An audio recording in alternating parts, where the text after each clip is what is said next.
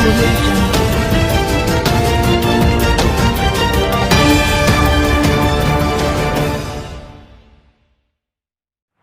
आदाब। आप देख रहे हैं विरासत टीवी और आज मैं मौजूद हूँ यूपी के नोएडा शहर में और आज मेरे साथ मौजूद हैं हिंद आर्मी चीफ संजीव राज जी और उनसे आज जानेंगे मौजूदा हालात पर आज क्या देश की स्थिति है उसके लिए उनसे बात करेंगे और जानेंगे क्या वो सोचते हैं, क्या उनके विचार रहते हैं। आज देश की जो स्थिति है इस वक्त जो GDP माइनस में पहुँच चुकी है उसके लिए आज उनसे बात करेंगे। बहुत स्वागत है राज जी आपका। धन्यवाद देशवासियों, जय हिंद जय भारत सभी के लिए और विरासत टीवी के लिए मैं बार-बार धन्यवाद। सर, आज जानना चाहते हैं कि जिस तरह से जो GDP अब माइनस में चली गई है देश की, उस वक्त स्थिति आज देश की ये है कि कारोबार लोगों के ठप हो रखे हैं, कोई काम नहीं है, बेरोजगारी बढ़ गई है। उस स्थिति में आज गवर्नमेंट किस स्टेज पर काम कर रही है, क्या आप इस बारे में कुछ? मैं संजीव राज इस बात को बताना चाहता हूँ देशवासियों और मानवत कि मैंने पहले ही कहा था कि जिस समय GDP जो है 10 पर आई थी कांग्रेस के टाइम पर तो ये बहुत रोने लगे थे, चिल्लाने लगे थे। फिर जिस समय 3 पर आई थी तो मैं ये रोना रो रहे थे 7 पर है, 5 पर है, फिर भी लोग काफ़ी परेशान थे। मैंने कहा ये माइनस से भी नीचे जाएगा और वही हुआ। आज -23 से क्या 28 से भी नीचे जा चुका है में। और मैं कहता हूँ अर्थव्यवस्था बिल्कुल भंग हो गई है। अगले कुछ महीनों के अंतर्गत में देश की बैंकें बिल्कुल ठप हो जाएंगी, व्यवसाय ठप हो जाएंगे। और मैं तो एक बात कहता हूँ कि इसकी जिम्मेवारी पूरी प्रधानमंत्री को जाती है, मोदी जी को जाती है कि मोदी जी इस प्रकार के हैं कि बस पूछे मत। अब निजीकरण कर रहे हैं सभी संस्थाओं का। जिस प्रकार से किसान का बेटा कोई निकम्मा होता है तो वो अपनी खेती लीज पर देना शुरू कर देता है, बंटवारे पर देना पड़ता है, ठेके पर देना शुरू कर देता है। तो ये कारण है कि मोदी जी कुछ काम नहीं कर रहे हैं। 18 घंटे काम करते हैं, कौन सा काम करते हैं? हम पूछना चाहते हैं मोदी जी, हम प्रश्न करना चाहते हैं GDP बढ़ने जो कि डाउन होने का कारण क्या है? जनता ने आपका पूरा साथ दिया, नोटबंदी में आपका साथ दिया, काले धन की बात आप कहते तो उसमें भी साथ दिया। दूसरा क्या है, आपने जिस समय GST लगाया तो उसमें भी साथ दिया। आपको जो आपने कहा हर चीज़ के अंतर्गत में साथ दिया। उसके अलावा जिस समय आपको शराबबंदी की बात थी तो जो कि लॉकडाउन के अंतर्गत में शराब खोलने की बात थी उसमें भी जनता ने साथ दिया। हर मुद्दे पर आपको जो जनता ने साथ दिया। आखिरकार जनता से चाहते क्या हो? जनता को लूटा क्यों? इसे डाउन होने का एक ही कारण है जो कि गुजराती कुछ इनके मित्र हैं, मुझे ये नहीं कहना चाहिए गुजराती, क्योंकि कुछ गुजराती मित्र हैं उनको ये फाइनेंस करते हैं हज़ारों लाखों करोड़ का, फिर उन्हें भगा देते हैं, फिर उनको माफ़ कर देते हैं। तो सबसे इकट्ठा करके यहाँ किसी का 1-2 लाख रुपए जो कि कर्जा हो उस किसान को आत्महत्या करनी पड़ती है, उसके मकान बेचे जाते हैं, गुड़ की वारंट आते हैं और वहाँ हज़ारों करोड़ की बात हो, लाखों करोड़ की बात हो, वहाँ पर उनको माफ़ कर दिया जाता है। ये कारण है GDP घटने जो कि डाउन होने का। फिर राफेल के अंतर्गत में किस हिसाब से जो जहाज लेने का जो सौदा हुआ था और किस रेट में लिए गए थे, ये कारण है। मैं कहता हूँ मोदी जैसा निठल्ला, निकम्मा और देश के लिए सबसे बड़ा कलंकित जो कि प्रधानमंत्री को हुआ है, ये भारत का दुर्भाग्य है कि मोदी जैसा व्यक्ति हुआ है। और मैं एक बात कहना चाहता हूँ, अब जो निजीकरण का मामला आप आ जाइए। निजीकरण का मतलब क्या है?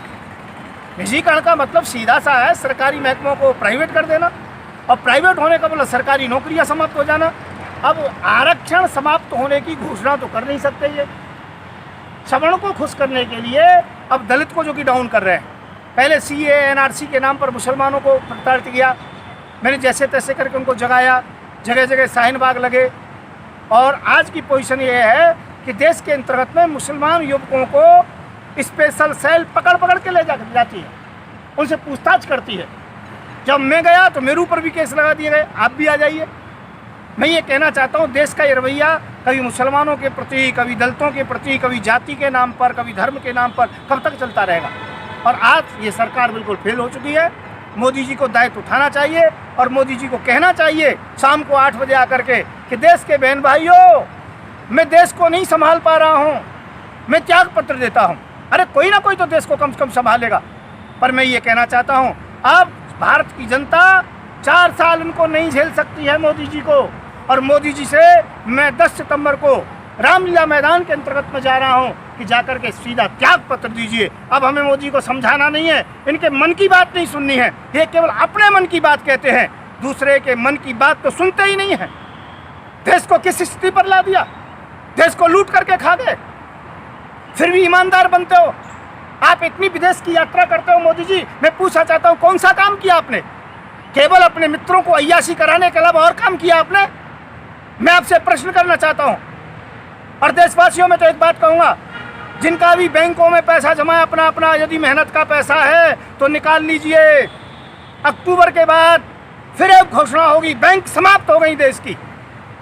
एक आध बैंक को नाम मात्र के लिए रखेंगे। हराम का पैसा है लोगों का, जो लाख 2 लाख के लिए उन्हें जेल में डाल देते हो, और अपने मित्रों को हजारों करोड़ देने के बाद में भी उन्हें बाइज्जत विदेश भेज देते हो। शर्म आनी चाहिए मोदी जी आपको। और ये गुजराती लोग ही इतना जो कि तांडव क्यों, मैं कहता हूँ गुजरातियों को हर घोटाले के अंतर्गत में नाम है, शहीदों में नाम क्यों नहीं है आप लोगों के? और जिनका नाम शहीदों में है उनको प्रताड़ित करते हो। मुसलमानों का सबसे ज़्यादा 65% से ऊपर नाम इंडिया गेट पर शहीदों के अंतर्गत में है, उनको तुम देशद्रोही बताते हो। मैं कहना चाहता हूँ देशद्रोही आप हैं। आपने देश का नाश कर दिया है, देश को डुबा दिया है। अब भी त्याग पत्र दे दीजिए, हम देश को अच्छी प्रकार से किसी न किसी जिम्मेदार व्यक्ति के हाथ में देंगे। नहीं तो 2024 तक यदि आप बने रहे तो दलित और मुस्लिम एक होगा, उसका दलित प्रधानमंत्री बनेगा और मुस्लिम गृह मंत्री बनेगा, और 2029 के अंतर्गत में भारत का प्रधानमंत्री मुस्लिम बनेगा। देश को हिंद आर्मी संभालेगी, हम लोग संभालेंगे।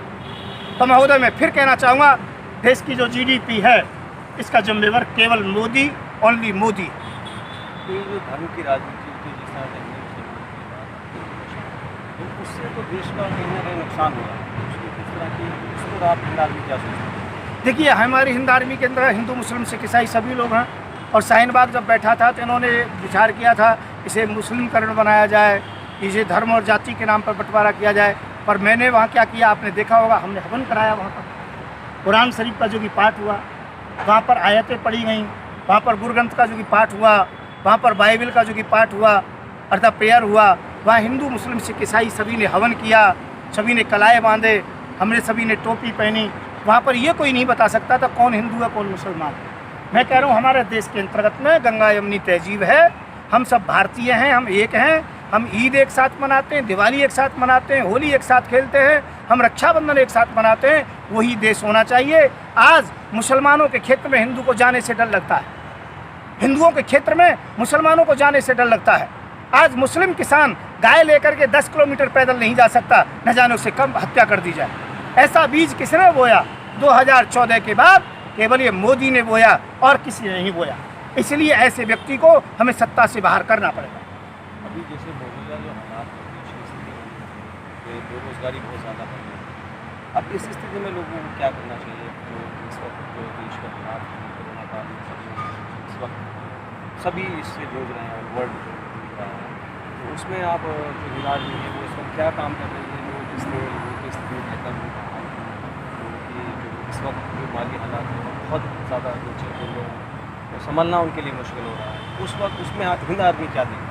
देखिए, मैं तो एक बात कहना चाहूँगा, हिंद आर्मी ने तो काफ़ी किया, जगह जगह से इकट्ठा किया, अपनी तरफ से दिया और लोगों को भोजन बांटा, सब व्यवस्थाएं की। पर ये व्यवस्था थोड़े दिन चलती है, ज़्यादा दिन के लिए नहीं चलती है। ज़्यादा दिन सरकार ही संभालती है और सरकार बिल्कुल निकम्मी हो चुकी है।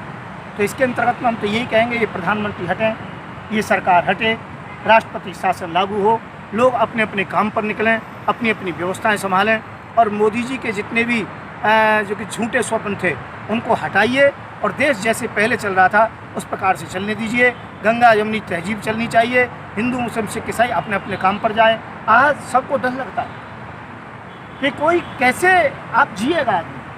आज यहाँ से आगे 6 महीने बाद में लूटपाट शुरू हो जाएंगी, लोगों को लोग मारने लग जाएंगे, व्यवसाय नहीं रहेंगे, पैसा नहीं रहेगा। मैं ये कहना चाहता हूँ, विदेश में लोग हमसे हंसते हैं, सब लोग कहते हैं कि ऐसा प्रधानमंत्री, ऐसा देश। तो मैं ये कहना चाहूँगा, ये सब मिथ्या है, बेकार है, कुछ नहीं है।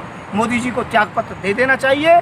और इसी के लिए हम जो कि क्योंकि मोदी जी अब आरक्षण समाप्त करने जा रहे हैं निजीकरण के नाम पर, तो हम निजीकरण का विरोध करने के लिए 10 सितंबर को रामलीला मैदान में जा रहे हैं। तो हम मोदी जी को कुछ कहने नहीं जा रहे हैं, हम मोदी से त्यागपत्र लेने जा रहे हैं कि अब भारत तुमको नहीं झेल पाएगा, देश की जनता नहीं झेल सकती है, हिंदू मुसलमान का भाईचारा अब नहीं टूट सकता है। आखिरकार इतना जहर किसने घोला जो हवाएं भी दूषित हो गई हैं। आज मुस्लिम कोई हिंदू के एरिया में जाता है, डर लगता है, और यदि हिंदू कोई मुसलमान के एरिया में जाता है तो उसे डर लगता है। आप 8,000 गाय का मांस रोजाना बेचते हो और कोई मुसलमान एक गाय मार देता है, भटका हुआ, आप उसे मार देते हो। अरे आप 8,000 गाय का मांस विदेश क्यों बेचते हो? नहीं बेचते हो तो एक बार कहिए ना, आप गाय का मांस नहीं बेचते। मैं जवाब दूंगा, मैं प्रमाण दूंगा कि विदेश बीफ जाता है, कौन कौन से देश के अंतर्गत जाता है ये बताऊंगा। गाय काटने के लिए अच्छी आधुनिक मशीन चाइना से किसने मंगाई? मोदी जी आपने मंगाई। इसलिए मैं कहना चाहूँगा, मोदी केवल हिंदू मुसलमान का कार्ड खेलना चाहते हैं, मुसलमानों को गौ हत्यारा बताना चाहते हैं, देशद्रोही बताना चाहते हैं, अलकाबवाद का नेता बताना चाहते हैं, उन्हें टुकड़े टुकड़े गैंग बताना चाहते हैं। मैं ये कहना चाहता हूँ, देश को तोड़ने का काम सबसे बड़ा आरएसएस का है, मोदी का है। मैं ये कहना चाहूँगा, अब देश नहीं झेल सकता है, अब इनको त्यागपत्र देना पड़ेगा, जिससे कि देश की अर्थव्यवस्था सही हो और देश की समुचित व्यवस्थाएं सही हो।